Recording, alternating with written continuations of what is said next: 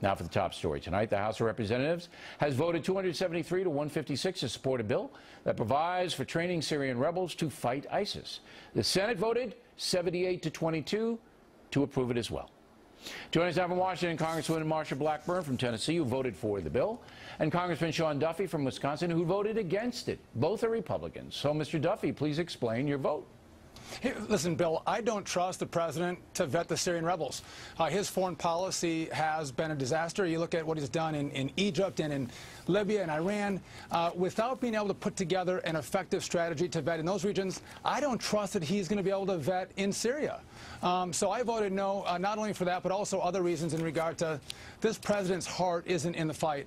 He gave a 14-minute speech, and he's done everything to tell America what he won't do to win. Like, I'm not going to put ground troops in, but he'll say I'm going to do some airstrikes. That strategy is not going to be sufficient to wipe these guys out. Is there anything that President Obama could have said or done that would have persuaded you to support his campaign against ISIS? Anything?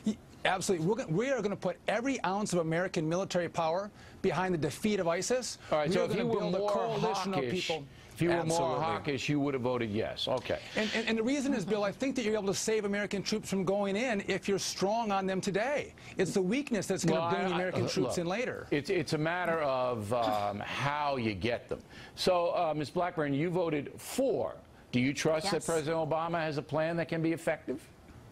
I don't, but I sure do trust the men and women in uniform in the command team. And, Bill, I represent Fort Campbell, a major military post, and talking with some of the current and former commanders, I found that it was important to them, to the men and women in uniform, to have the beginnings of a strategy, something that would give a defined mission. The president so far has not done that. Every single step he's taken, he has come up short. This is just the first step, and I'm not sure the president has the leadership skills to make this happen. All right, but look, you know, what the House and the Senate approved is training about 5,000 guys in Syria. They'll probably be trained in Saudi Arabia, and then they'll come back. It doesn't really have anything to do with us as far as our military, other than we will provide a lot of the training. So I'm thinking back to President Bush, Ms. Blackburn. Yes. When he wanted to surge, Barack Obama and a lot of people were opposed to that, all right? They were opposed to it because they didn't trust George W. Bush, because he got into Iraq and it didn't go his way, and now he wanted to double down, and they said, no, he's incompetent, he can't do it. And it turned out that the president pulled it out of the fire. Is it possible that Barack Obama's strategy could show the same results? My hope is that Barack Obama will develop a strategy and that he will begin to listen to the commanders that are out there. He did not do that when we came out of Iraq. He avoided every single thing they told him to do. But you're doing this on a hope, right? You're doing this on a hope. Because I don't see any signs at all. The men and women in uniform. Yeah, I don't see any signs at all President Obama is ever going to be even as hawkish as Jimmy Carter. Now, Mr. Duffy, when you vote no, that means that for the short term, there wouldn't be any action taken against ISIS. So if you're not going to, you know, put the resources into at least some people on the ground fighting them, they still have pretty much free reign unless the planes can find them, which is not easy.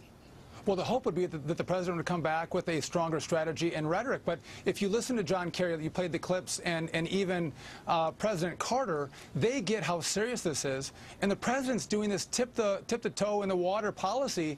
And I think, Bill, this is just politics. I think the president saw his poll numbers dropping, and he thought he had to come out with a strategy on Syria, and he did as little as possible to get the American people off his back. And it's a strategy that won't work.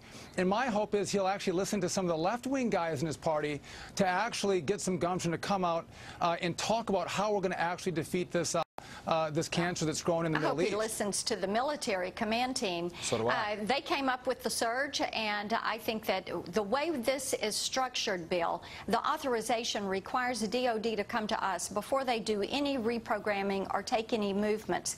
And this may be one of those cases where DOD, the command team, and the House have to take the leadership role, and then the president may find himself leading from behind. He needs to speak to the coalition mission. He needs to define this mission.